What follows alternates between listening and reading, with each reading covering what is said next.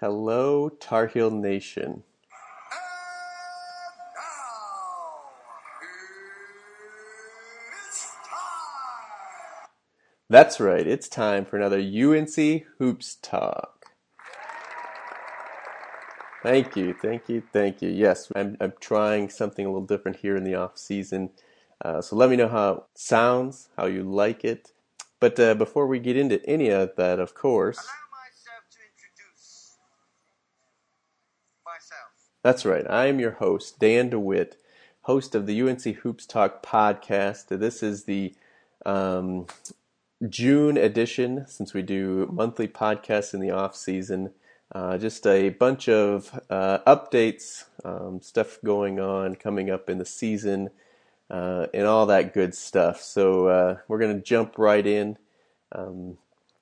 I am, of course, on YouTube. You can find me, UNC Hoops Talk, on YouTube. I'm actually live periscoping this right now, so if you're not following me on Periscope, you can do that and even catch the show or part of it live on Periscope when I do this. It is totally random right now in the off season. I don't know what days and stuff I'm going to do it, so it may be tough. But at All Tar Heel Dan on Periscope, as well as on Twitter, it's All Tar Heel Dan, and Vine. I would encourage you to follow me, especially when the season gets around here. If you like UNC highlights, which if you listen to this podcast, I'm guessing you do. But as far as the podcasts go, we're also on iTunes, Stitcher. I'm looking at possibly getting up on Spotify when they get their podcast thing going, and also TuneIn Radio. So if you listen to those things and you happen to catch this, or you like to listen to those places, let me know, and I will work even harder at that. But yeah, let's go ahead and jump right in. We got quite a bit of stuff, but should be just kind of running through it to keep you Tar Heel fans updated. It's been a while now, and I know that you know this already, but Coach Guthridge, Bill Guthridge, has passed away. They've had the funeral and everything away, but very sad news and continuing of a sad year for Tar Heel Nation, losing obviously Coach Smith, Stuart Scott, and now Coach Guthridge. So very, very sad there. And yeah, not a whole lot to say. You knew that already. If you're watching this, you're a big enough Tar Heel fan. So moving right along, going from that sad news to, not much better news. But it's better in that something's getting resolved. But UNC gets their NOA, or the Notice of Allegations, from the NCAA.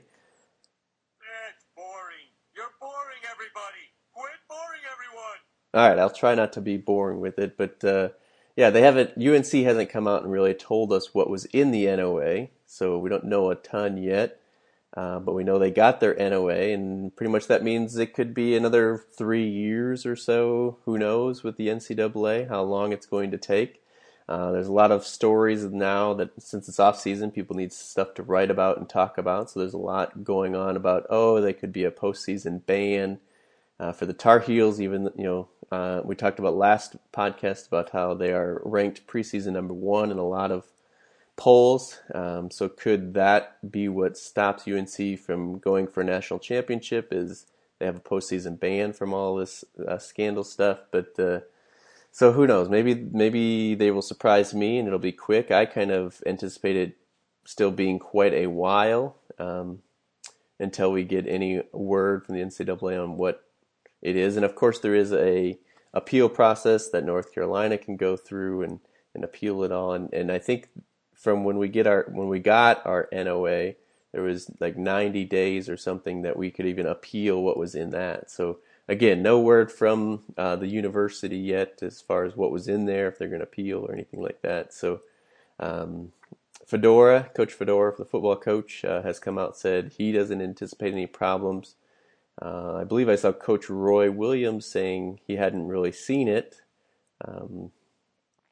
But yeah, I've seen articles saying that it's good for North Carolina. It should be fine. And other people saying it's going to be very bad. Of course, the News and Observer. I'm okay not being able to say their name, but has come out said. Of course, they're the ones that started all this junk. Not that it shouldn't have been discovered. I don't think North Carolina, if all that was going on, obviously something was going on there. It shouldn't have been stopped, but they're the ones that kind of discovered it and started this whole mess and continue to drag it on. But have said that North Carolina should fire Roy, they should take down banners, they should vacate, pretty much give themselves the death penalty is kind of what the News and Observer wants. Of course, then we'll be on the same level as North Carolina's basketball program, so I guess that's probably why they want that. Yeah, really, News and Observer, you just... How about no? Yeah, how about no? Let's go with that one. Don't think we're going to fire Roy unless something... I mean, it would have happened by now, especially now that they have the NOA. It's not going to happen. They're not going to take down banners themselves. I mean, why would you do that? Make the NCAA do it. Unless it's that bad, you think, hey, if we take down there's just no way they're going to do that. Yeah, I can't even talk myself into it. So, yeah, well, I guess, hey, we got our NOA. It's about damn time. That's right. Thank you, LeBron, for expressing that to the NCAA. It is about time we got something moving and going on. Last podcast we talked about how it's affecting recruiting and Brandon Ingram going to Duke instead of North Carolina because of possible ban or punishment from or just really not knowing what's going on. So it's about time that something came out, and like I said, it could be another 3 years before anything really happens. Let's hope it's not that long, as we need recruits to be coming. We don't want them to be uneasy about coming to North Carolina, and let's just kind of wrap it up and get done with it. It's only been like 3 years since it all started, so that's enough about that. I think I probably am boring you now talking about all of that, so we'll keep moving on. The next section is kind of dedicated to a little look at next season's schedule. Of course, there is, I believe we mentioned, I don't know, I don't think I went through it, but at least mentioned it. The schedule for the ACC is out as far as who we play twice, who we play just on the road, who we play just at home. So you can definitely go search that up. It doesn't tell us what days, or the date or time or anything like that that we play them, but who we play twice and who we play on the road, who we play home is out. And now we're starting to get a few of the non-conference games coming out. So the first one that came out was the ACC Big Ten Challenge games came out, and what days they're playing on. I don't believe it was what time, but what days we play. And so North Carolina, being the preseason number one in a lot of polls, gets the toughest, or at least the preseason toughest team in the Big Ten. And so we will have a very familiar foe coming back to Chapel Hill for this game, the Terrapins of Maryland. That's right. If that sounds familiar, they were in the ACC just 2 years ago, but they will be coming back to Chapel Hill to take on the Tar Heels for the ACC Big Ten Challenge, kind of marquee game. That will be December 1. It is a Tuesday, probably the last game that night. And I was trying to think, not that anybody cares, but Duke, who they play, and I don't remember. I doubt it's Wisconsin since they played last year. Maybe Ohio State. But I don't know. Don't quote me on that one. I know North Carolina plays Maryland. That's what this podcast is about, so we're going to stick to that. So we got Maryland December 1. December 19, we go to Brooklyn as part of the CBS Sports Classic, or whatever that name is they gave it. And we play UCLA there. So that'll be interesting. That's the same night Kentucky will play Ohio State as well. And if you remember, that's kind of the Champions Classic, but new teams, kind of round robin thing. And next year it will be in Las Vegas. We'll play Kentucky. And remember, that was the game we played Ohio State in last year. So Yeah, UCLA. So that's December 1 for Maryland, December 19 for UCLA in Brooklyn.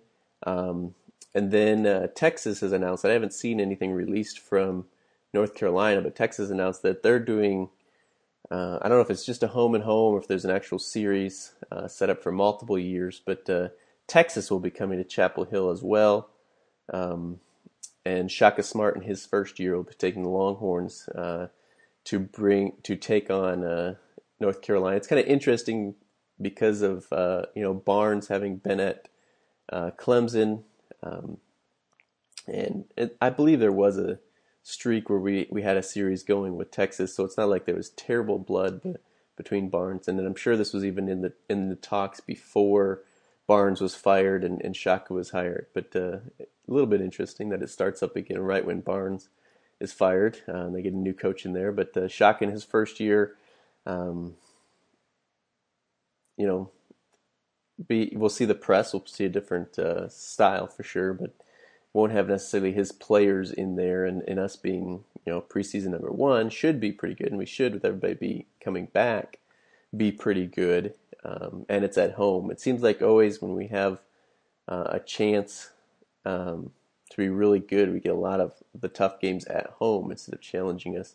And when we seem to have a young team or have to rebuild, I say that with air quotes for those of you listening to the podcast, we get a lot of those tough road games. It never kind of works out. But hopefully that's a good omen.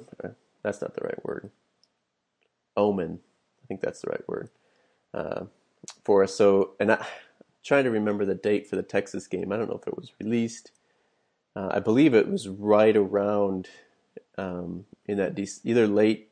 It might have been November 21, late November, early December range. Of course, a lot of our non-conference games are then, right? So, yeah, smart. Sorry. I'm here so I won't get fined. That's right. And then the last one that we know about so far is the homecoming game for Marcus Page at UNI, University of Northern Iowa. We will be going there, of course, being a homecoming game for Page. Brilliant. But no, a good... I'm trying to think back if Roy has done this for every senior that he has. But, what other senior? We're going to have Bryce play in South Carolina. I don't know.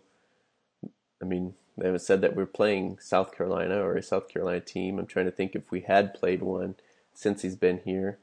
I was trying to think if we'd played in Wisconsin, if JP would have stayed, if we would have tried to get a game with somebody in Wisconsin. And who else do we got for seniors? Is that it? Bryce and Marcus? As far as, I don't know. I don't have the roster right in front of me, so I do apologize for that. But yeah, nice gesture. Home game for Marcus Page. Gets to play in front of a lot of friends and family there, and quality program that we're playing. Ben Jacobson coached there, had him rolling last year into the NCAA tournament. So not just a slack off game, but good competition on the road. We know Roy likes to do that. So. As far as I know, if I missed something, please let me know. Again, all the places to contact me will be in the description below, or as stated before, hit me up, Twitter, Google+, send an email. Love to hear from any listeners out there. But that's all of them that at least I can think of or that I know of for non-conference games this upcoming season. And then just a few other quick hitters to update you on your Tar Heels. JP in the Combine. Again, if you haven't followed me on Vine, put up a few Vines of JP at the Combine. Got some high praise, and even workouts, individual team workouts right now, seems to be getting some high praise on how well he's doing, and possibly moving up into the late first round. So, hey, whether you like that he left or not, or think he met his potential at North Carolina or not, he is still a Tar Heel. Still got to be positive, cheer him on, and wish him the best. So yeah, hopefully that's true. Hopefully he gets to the right team. That really about going to the pros. I think that's what it is. It's being on the right team, being able to make stand out for whatever you do. So JP, hopefully he can show his athleticism. Hopefully his shot is getting better. Show off his defense, and hopefully he can shine and stick somewhere in the NBA. So go check out those vines. Cheer on JP as the draft comes up, I believe sometime in July. And then other Tar Heels in the NBA as we transition there. We are guaranteed another North Carolina Tar Heel to get a ring this year. With the Golden State Warriors, we have Harrison Barnes, obviously, starting. Big fourth quarter to finish off the Rockets. And again, I put up some vines of him in the NBA. I don't do a lot of NBA vines, but pretty much just amazing plays or Tar Heels making good plays in the NBA. So I put a couple of vines up of Harrison making some big plays in the fourth quarter to finish off the Rockets.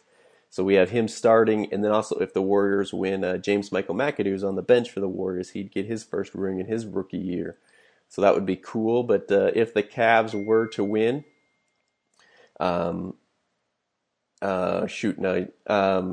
Haywood, there we go, is somewhere on the bench there for the Cavs, and he would get his first ring. Even though he doesn't see much playing time, it would be cool to see him do that.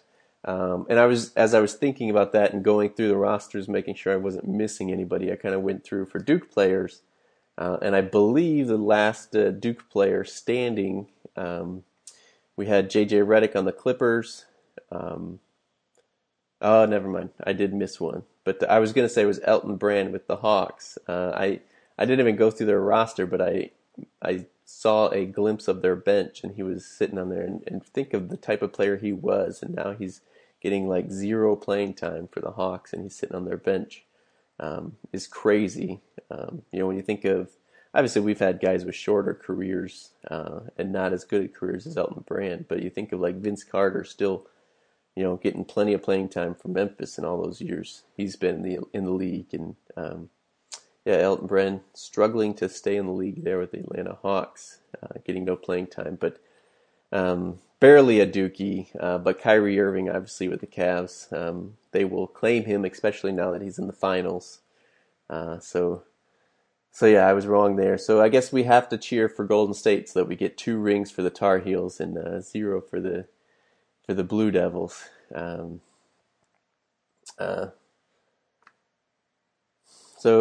I think that's an update on all of the Tar Heels in the NBA and updates.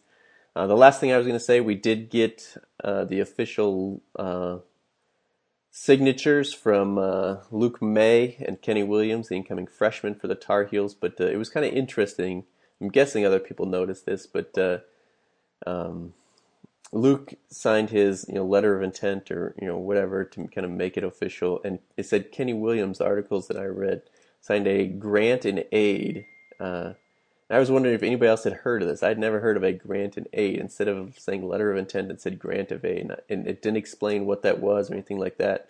So obviously, well, not obviously, but maybe it's not quite a full scholarship, but it's getting some money. I don't know how that works. So if anybody knows what a grant of aid is, how it works, please, email me. If you want to DM on Twitter or just plain hit me up on Twitter or Google Plus, wherever you're at. I'd love to know. I was very curious about what that was all about. But a grant and aid for Kenny Williams. But either way, they're both signed. Believe it said they were both going to be in summer school. So they should get that pickup experience and hopefully hit the ground running come next year, as that would help. And as we just kind of finish off this podcast, this off-season podcast, giving you updates on the Tar Heels, just to do something a little bit different. I don't remember if I mentioned this on the last podcast or not. If I did, I got no interaction from you guys. But if there's Tar Heels out there listening, which if you're not a Tar Heel, I don't know why you're listening. You're a big college basketball fan then, and I'd love to hear from you as well. But if you're a Tar Heel basketball fan, if you'd like just to unite, get a little shout out on the podcast, send me your Twitter handle or where you'd like to be followed. Maybe it's Vine, Instagram, Google Plus, whatever. Just kind of shoot me a little message. Because my goal of this podcast, it's not anything to do with me, look at if you're watching on YouTube. I mean, look at this face. But even if you're listening to the podcast, it's I'm nobody special. I'm a fan. That's why I say this is a podcast for the fans by a fan. But if you'd like just a shout out, I would love to unite Tar Heel fans and say, hey, this is somebody you should follow. This is a big Tar Heel fan, or whatever. That is the goal of this podcast, is to unite Tar Heel Nation, and that's why I started it. That's why I keep trucking. Man, it's the off season for sure. I can feel it. But yeah, send me a little message where you'd like a shout out at, or whatever. Maybe it's even on YouTube or something. Maybe you have your own podcast. I'm not opposed to shouting out other podcasts. I can tell you there are 2 other North Carolina podcasts that I listen to, although they are not as consistent, especially in the off season, as this one. That's why it's your favorite, right? But I listen to The Rafters, which is a UNC Hoops Talk podcast, and Tar Heel Bread, Tar Heel Dead, which is a Tar Heel podcast, during the season at least. So I don't have a problem shouting out if I don't feel competition or anything like that. So again, let me know. I'd love to promote you if you're a big Tar Heel fan and that's something you'd like. But at the very least, let me know what you think. If there's topics I missed, or if there's topics for the next podcast in July, let me, hit me up and make sure I don't miss anything. Let's make this a better podcast for everybody. It's definitely not about me. This would go nowhere if it was about me. So, July podcast coming up. Last July, I had Ross Martin from CarolinaBlue.com, the 247 Sports affiliate for the Tar Heels, come on, and we just talked about all things recruiting. Really, we did football and basketball, and it seemed like a pretty good thing. So I may try to do that with Ross again in July, if not, maybe August. Again, if you have other topics or suggestions for things, especially in the off season, it gets a little bit slow. And so I hope that I haven't drug on too long. Yeah, so hopefully you're still there. Hopefully you're still listening. Go follow me on all things social, or send me an email. I want to hear from you guys. Let me know where you're listening. Are you listening on Stitcher, iTunes, watching on YouTube, or just listening on iTunes, SoundCloud? It's up there. It's a lot of places. I want to know where you're listening. So that's all I got for you guys this time. I hope I hit everything. I hope it was a good time, and I hope to hear from you. But until next time, go Heels.